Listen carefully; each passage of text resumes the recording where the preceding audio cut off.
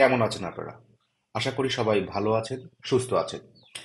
আজ আমরা কথা বলতে চলেছি অনলাইনে আয়কর রিটার্ন দাখিল সম্পর্কে।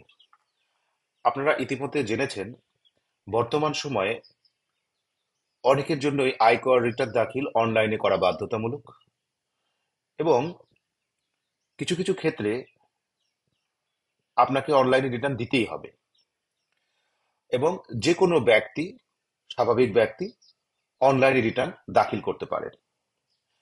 আমরা আজকে চেষ্টা করব একজন অনলাইন রিটার্নের একজন করদাতার ক্ষেত্রে অনলাইন রিটার্ন কিভাবে প্রথম থেকে শেষ পর্যন্ত পূরণ করতে পারেন।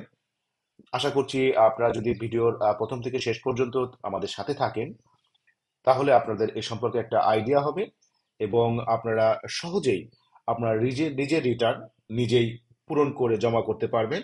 সাথে সাথে আপনি ট্যাক্স অ্যাকনলেজমেন্ট স্লিপ এবং সার্টিফিকেট গ্রহণ করতে পারবেন।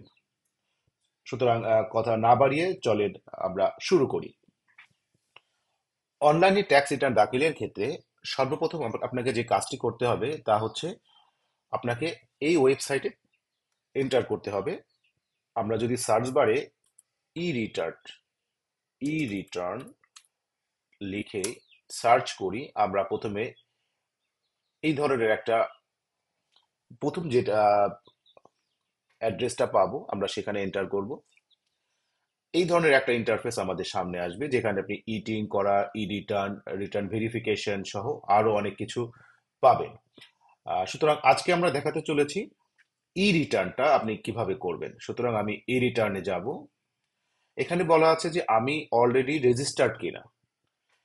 আমাকে প্রথমে রেজিস্ট্রেশন করতে হবে অনলাইনে ভ্যাট রিটার্ন, অনলাইন ট্যাক্স রিটার্নটা দাখিল করার জন্য। সেক্ষেত্রে আমার যদি অলরেডি রেজিস্ট্রেশন হয়ে থাকে তাহলে তো ঠিক আছে, তাহলে আমি আই অ্যাম অলরেডি রেজিস্টার্ড করব। যদি না হয়ে থাকে সেক্ষেত্রে আমি I am not yet registered করব এবং নতুন করে আমার রেজিস্ট্রেশনটা করব। সুতরাং আমি মনে করি আমার রেজিস্ট্রেশন নাই। সেক্ষেত্রে আমি I am not yet registered বাটনে ক্লিক করব। এখানে প্রথমে আপনাকে আপনার রেজিস্ট্রেশনটা কমপ্লিট করে নিতে হবে। একটা বিষয় আমি বলে নিতে চাই, সেক্ষেত্রে সেটা হলো অনলাইনে রিটার্ন দাখিল করার জন্য অবশ্যই আপনার একটা আপনার নামে রেজিস্ট্রেশন কিন্তু একটা সিম থাকতে হবে। বা আমাদের দেশের প্রেক্ষাপটে অনেক সময় দেখা যায় ছেলে মেয়ে অনেক সময় বাবা মায়ের নামের রেজিস্ট্রেশনকৃত সিম ব্যবহার করছে, বা স্বামী স্ত্রীর ক্ষেত্রে আহ, একজন আরেকজনের সিম ইউজ করছে। এক্ষেত্রে কিন্তু আপনি ওই সিমের নাম্বার দিয়ে আপনি অনলাইনে এই রিটার্ন রেজিস্ট্রেশন করতে পারবেন না। অনলাইনে এই রিটার্ন রেজিস্ট্রেশন করতে হলে অবশ্যই আপনাকে আপনার নামে রেজিস্ট্রেশন করা সিম থাকতে হবে। বর্তমান সময় অনেকেই আমাকে প্রশ্ন করেন তাদের ওটিপি যাচ্ছে না বা তাদের ইনভ্যালিড দেখাচ্ছে, তাদের করণীয় কি, বা টিনের ক্ষেত্রে যেটা নাম্বার ইউজ করেছিলেন সেটা ভুলে গেছেন, বা সেটা ইউজ করতে হবে কিনা। আমি আসলে সহজ ভাষায় বলতে চাই, টিনে কোন নাম্বার ব্যবহার করেছেন বা করেননি সেটা এখানে বিবেচ্য বিষয় নয়। এখানে বিবেচ্য বিষয় হলো আপনার নামে রেজিস্টার করা যে কোনো মোবাইল নাম্বার আপনি এখানে ব্যবহার করতে পারবেন। সেটা টিন রেজিস্ট্রেশনের সময় ব্যবহার করা হোক বা না হোক, তাতে কোনো পার্থক্য আসবে না।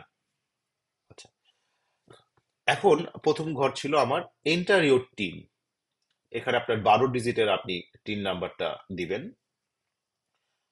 টিন নাম্বারটা দেওয়ার পরে আপনার নামে রেজিস্ট্রেশন করতে যে মোবাইল নাম্বারটা রয়েছে, ওই মোবাইল নাম্বারটি এখানে এন্টার করবেন।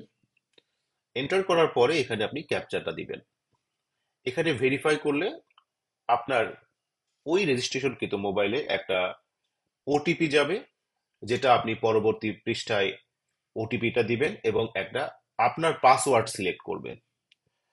পাসওয়ার্ড সিলেক্টের সময় আপনি যেটা করবেন, আপনাকে একটা ক্যাপিটাল লেটার এবং একটা ক্যারেক্টার সাথে এন্টার করতে ইনপুট দিতে হবে।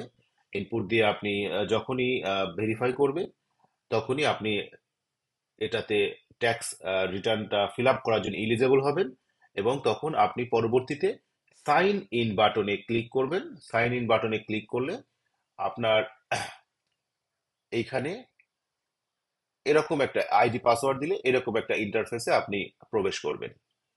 এটা হচ্ছে আপনার ই রিটার্নে এন্টার করা